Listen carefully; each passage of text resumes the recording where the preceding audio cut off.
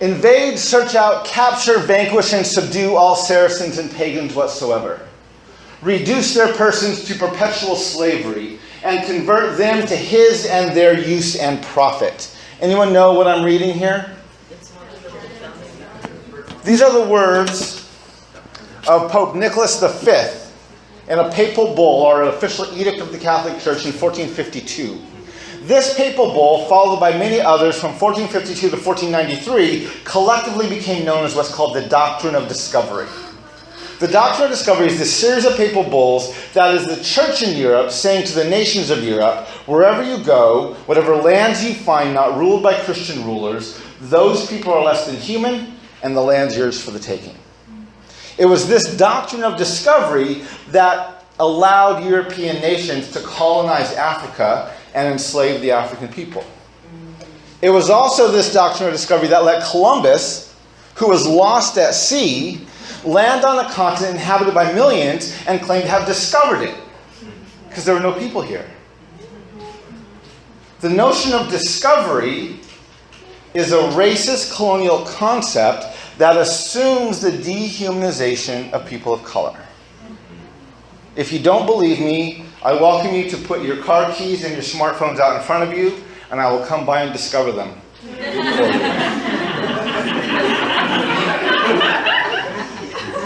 Discovery requires the dehumanization of the people who are already there. Otherwise, I would be stealing them.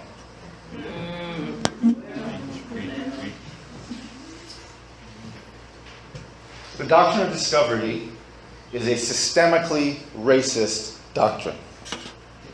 In 1763, King George drew a line down the Appalachian Mountains. And he said to the colonies that they no longer had the right of discovery of all lands west of Appalachia. This upset the colonists, and so they wrote a letter of protest.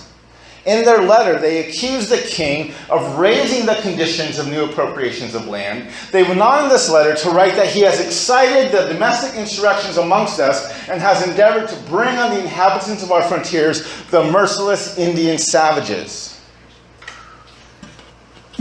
They signed this letter July 4th, 1776. 30 lines below the statement, all men are created equal, the Declaration of Independence refers to natives as merciless Indian savages. The only reason they said all men is because they had a very narrow definition of who was and who was not human. There it is, right here. Merciless Indian savages. The Declaration of Independence is a systemically racist document. A few years later, the colonists wrote down the words, "We the people of the United States," in order to form a more perfect union, to establish justice, ensure domestic tranquility, provide for the common defense, promote the general welfare, and secure the blessings of liberty to ourselves and our posterity, do ordain and establish this Constitution of the United States of America.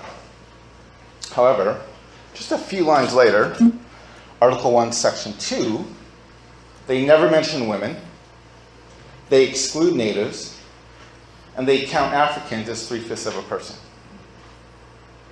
Clearly, we the people does not mean everybody. We the people means white landowning males. Now maybe you're thinking, but wait, we corrected that. Yeah, and then about 90 years later, we passed the 14th Amendment. The 14th Amendment extended the right of citizenship to any person born under the jurisdiction of the government in this continent. However, that did not give women the right to vote. That didn't come till 1910 with women's suffrage. It did not include natives because we weren't seen as allegiant to the government, and we didn't come into the nation until 1924. It did extend the right of citizenship to former slaves. But we often forget that it was the 14th Amendment in 1970 that was part of Roe versus Wade that was now used to conclude that unborn babies are not human, and therefore they can be aborted.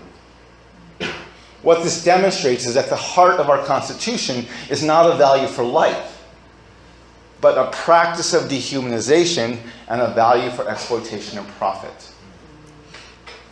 Therefore, the Constitution of the United States is a systemically racist document that assumes the dominant has the right to decide who is and who is not human. In 1823, two men of European descent were in litigation over a piece of land. One bought the land from the government, the other bought the land from a native tribe. They wanted to know who owned it. In deciding the case, the court had to decide the principle upon which land titles were based. And they decided that the principle was that discovery gave title to the government by whose subject or by whose authority was made against all other European governments, which title might be consummated by possession. The court essentially went on to say that based on the doctrine of discovery, natives only had the right of occupancy to land, while Europeans had the right of discovery to the land, and therefore the true title to it. This created a Supreme Court legal precedent for land titles, the reason you can buy and sell property in the United States, that was referenced by the court as recently as 2005.